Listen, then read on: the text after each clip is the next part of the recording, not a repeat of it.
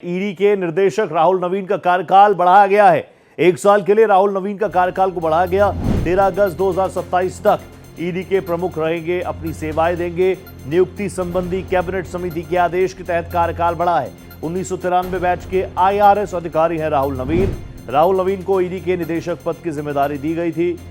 उनका कार्यकाल समाप्त हो रहा था, लेकिन उससे ठीक पहले ये ऑर्डर, जिसकी कॉपी मैं आपके सामने रख रहा हूं, 1 साल के लिए इनके कार्यकाल को एक्सटेंड किया गया है। 13 अगस्त 2027 तक अब ईडी के निर्देशक के तौर पर राहुल नवीन काम करेंगे, अपनी सर्विसेज देंगे।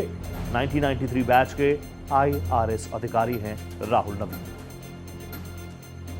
मेरे साथ मेरे सहयोगी गोपाल कृष्ण जुड़ चुके हैं। गोपाल जी, किस तरीके से देख रहे हैं इस फैसले को? जी बिल्कुल रोहित, लगातार लगभग 1 सप्ताह से यह उठा पटक चल रही थी कि क्या राहुल नवीन का एक्सटेंशन होगा नहीं होगा।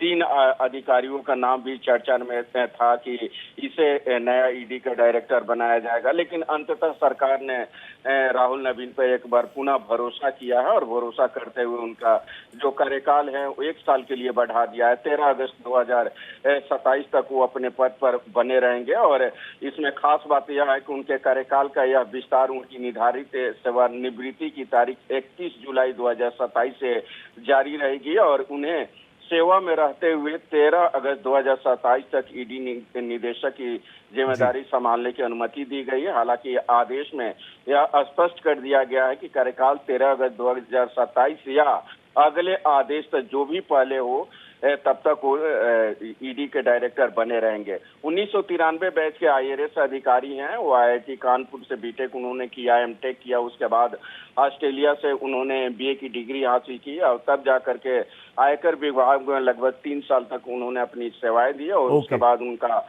जो है 2019 में ईडी में विशेष निदेशक बनाया गया था और सितंबर 2023 में उनका कार्यकाल जो है कार्यवाहक निदेशक उन्हें बनाया गया और 15 अगस्त 2024 को उन्हें 2 वर्ष के लिए नियमित निदेशक के पद पर नियुक्त किया गया था।